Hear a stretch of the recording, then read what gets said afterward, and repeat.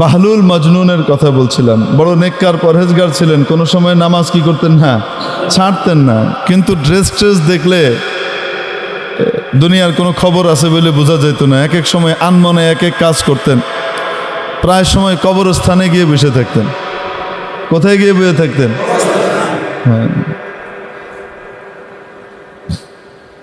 কবরস্থানের ভিতরে গিয়ে পুরনো কবর টবরের ভিতরে যদি গর্ত টর্ত থাকতো, অনেক সময় ধসে যায় না কবর, এই গর্তের ভিতরে পা ঝুলে চুপচাপ আনমনে বসে থাকতেন। কেউ জিজ্ঞেস করছে, আপনি এনে কি করেন? এমন প্রতিবেশীদের কাছে আসছি যারা কাউকে কষ্ট দেয় না। বাহ!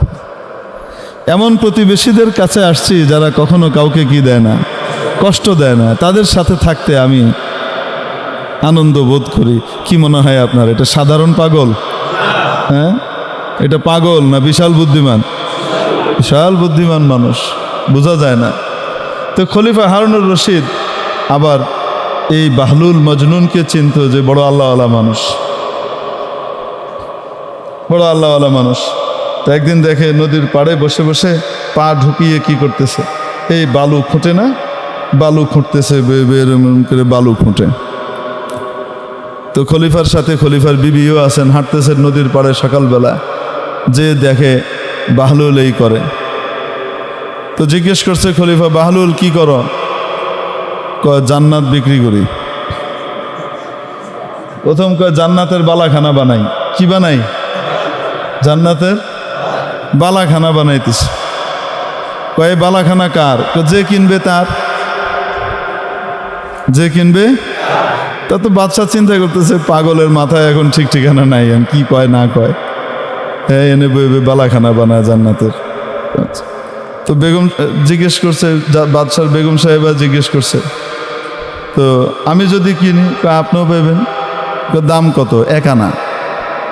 কত? হ্যাঁ, 1 আনা। তো বাদশার বিবির সাথে সাথে কি করছে, 1 আনা দিয়ে দিচ্ছে। দিয়ে কইছে, তো আমাকে একটা দেন। হ্যাঁ, আপনি একটা পেয়ে গেছেন, যান। আল্লাহওয়ালাদের অদ্ভুত অদ্ভুত ব্যাপার হয়। এগুলো আল্লাহ তাআলা তাদেরকে স্পেশাল কিছু নিয়ামত দেন মাঝে মাঝে। এখন চলে গেছে বাদশা, হাসতে হাসতে চলে গেছে। আর বিবিরে কয়, তুমি এক পাগল, এক পাগলের টাকায় 1টা আনা নষ্ট করলা। একটা ফকিরে দিলেও তো লাভ হইতো, খামাখা দিলা। তো বিবি আর কিছু বলে নাই। তো রাতের বেলায় খলিফা হারুনুর রশিদ স্বপ্নে দেখে কিয়ামত কায়েম হয়ে গেছে, জান্নাতের বিশাল সব আলিশান অট্টালিকা তৈরি হয়ে গেছে, জান্নাতের ভিতরে সে হাঁটতেছে, বাদশা দেখতেছে। হাঁটতে হাঁটতে দেখে দূরে খুব সুন্দর একটা বালাখানা, বিশাল মহল, প্রাসাদ, হীরা মণি মুক্তা খচিত বিশাল এক প্রাসাদ। তো উনি কাছে গেছেন, ভিতরে ঢুকবে। তো ঢোকার সময় দেখে উপরে মালিকের নাম লেখা, জুবাইদা, তার বিবির নাম লেখা। এখন উনি ঢুকতে গেছে, আটকায় দিছে প্রহরী, গেটম্যান থাকে না, কই যান? কয়, এটা আমার বিবির প্রাসাদ। হ্যাঁ, আপনার বিবির প্রাসাদ, বিবির দুনিয়া, এগুলো এনে চলবে না, যান।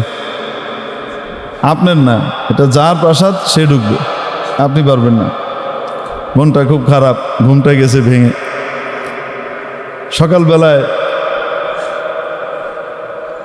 বেগম সাহেবের জিগাইতেছে, ওই দিনের কথা বাদশা ভুলে গেছে, ওনার মনে নাই। তুমি কি এমন আমল করছো যে আমলের কারণে জান্নাতে তোমার জন্য একটা বালাখানা দেখলাম স্বপ্নে? খলিফা হারুনুর রশিদও কিন্তু বড় আলেম ছিলেন। খলিফা হারুনুর রশিদ শুধু বাদশা ছিলেন না, কি ছিলেন? বড় আলেমও ছিলেন। প্রতিদিন নিজের সমস্ত রাজকার্য পরিচালনা করা সত্ত্বেও প্রতিদিন 100 রাকাত নফল আদায় করতেন। তার আগে ঘুমাইতেন না,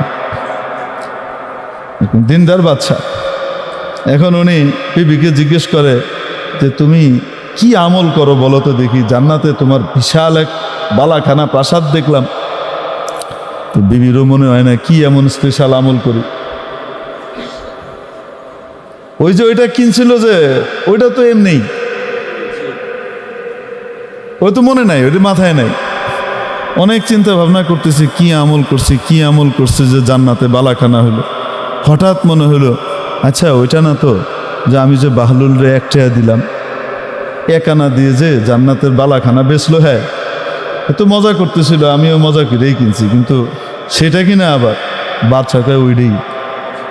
এই পাগল তো নর্মাল পাগল না, এ তো শরীয়তের পাগল। এ শরীয়ত মুক্ত মারফত পাগল না, এ হাকিকি শরীয়তি মারফতি ডবল পাগল। বুঝাইছি নি? যেই আল্লাহওয়ালা মারফতি মানুষের শরীয়তের কোনো বিধান লঙ্ঘন হয় না, নবীজির কোনো সুন্নত নষ্ট হয় না, এ হলো আসল। বুঝাইতে পারছি? হ্যাঁ, মারেফত বাদ দিতে বলা হয় নাই, কিন্তু শরীয়ত ধ্বংস করে না। তো মেরে মোহতারাম দোস্ত বলছিলাম, ওই যে খলিফা হারুনুর রশিদ আর কে, তো বাদশাহ ঘুম থেকে ওঠার পরে এটা শোনার পরে চিন্তা করতেছে, হায় রে হায়, কালকে তো বিশাল লস খাইছি, এই পাগলের কাছ থেকে তো এটা কিনে নিতে হইতো, নাই। এখন কি করছে, সকালবেলা এর পরের দিন আবার নদীর পাড়ে হাঁটতে বেরিয়েছে, আশা যদি আজকেও পাগলারে পাই। পাগলাকে ডেলি এক জায়গায় থাকবে নাকি? এক এক সময় এক এক জায়গায় তার যেখানে মন চায়। দোয়া করতেছে খুব আল্লাহ কাছে, আল্লাহ যদি পেয়ে যাই। এখন গেছে, যাওয়ার পরে হাঁটতে দেখে ও জায়গা মতো এই বাহলুল মজনুন আছে, ওই যে দেখা যায়।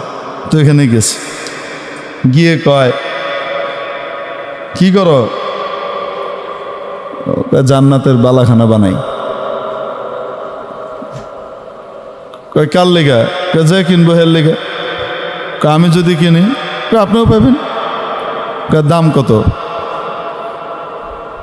বাগদাদের অর্ধেক রাজত্ব। আজকে কি কয়?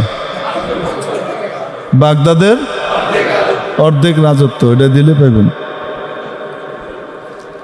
খলিফা হারুনুর রশিদ কয়, এটা কেমন বেইনসাফির কথা? গতকালকে আমার বউ কিনলো 1 আনা দিয়া, আর আজকে তুমি আমার কাছে বাগদাদের অর্ধেক রাজত্ব দাম হাঁকতেছো, এটা কোনো কথা হলো? তো বাহলুল নিচের দিকে চাই, আঙ্গুল লাড়ে আর কয়, কালকে কিনছিল না দেখা, তুমি আজকে আইসো কিনতে দেখা, এর লেগা দাম।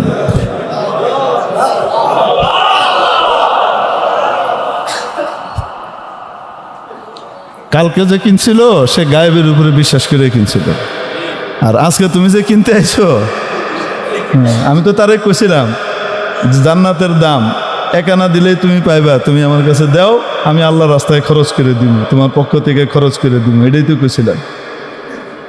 আমি তো আর খাইতাম না, আমারে দাও, আমি আল্লাহর রাস্তায় কি দিব, এটা লাগাই দিব, এটাই তো কইছিলাম। তো সওদা তো আল্লাহর লগে হইতো, আমার লগে না।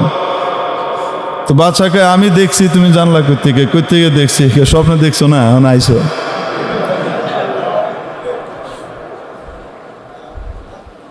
তো বাদশা তো আর কিনে নাই, গেছে গা।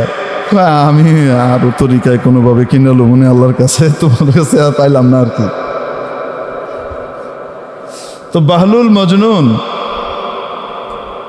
এই মজনুন পাগল টাইপের ছিল। একবার বাদশাহ বালাখানায় বসা, উপরে ছাদে, অনেক দূরে দেখে বাহলুল যায়, তো লোকজনকে ডেকে বলছে, এই ওইটারে আমার কাছে নিয়ে আসো, এই বাহলুলকে নিয়েও। তো তাড়াতাড়ি তারা করছে কি, বাহলুলকে চটপট ধরে এনে দোতলায় উঠাইতে, দোতলা অনেক উঁচা, এই ছোট দোতলা না, আমগো মতো 10 ফিটটা দোতলা না, এই 10 ফুটি 20 ফুটি দোতলা না। দেখেন না ব্রিটিশ আমলের দোতলা কয়তলা? আরে আপনাদের সলিমুল্লাহ মেডিকেল কলেজের 1 তালা কত উঁচা দেখেন না? ঢাকা মেডিকেলের 1 তালা 3 তালা উঁচা, ঠিক কি ঠিক না? এই আমলের দোতলা না। তো ওই আমলে তো দোতলা মানে বিশাল উঁচু, রাজা বাদশার বাড়ি। বলতে চট করে নিয়ে আসো। এখন এরা করছে কি, ধরে নিয়ে এসা ওখানে দড়ি দিয়ে এক ধরনের কি ছিল, ব্যবস্থা ছিল যে দ্রুত শর্টকাট উপরে উঠা যায়, নামা যায়। নিচে দড়ি বাঁধা, উপরেও কি দড়ি বাঁধা। ওই জায়গার ভিতরে আস্তে করে ইয়ের ভিতরে বসায়া দিছে টান, সাই করে উপরে গেছে গা। তো যাওয়ার পরে এখন খলিফা হারুনুর রশিদ জিজ্ঞেস করে, আচ্ছা বাহলুল বলো তো দেখি, আল্লাহরে কেমনে পাওয়া যায়? তুমি যে আল্লাহর এত কাছাকাছি হইছো, তুমি কেমনে হইছো কত দেখি একটু। তো বাহলুল কয় যেমনে আপনি আনলেন ওইভাবে। কয় এটা আবার কি, বলে বুঝেন নাই।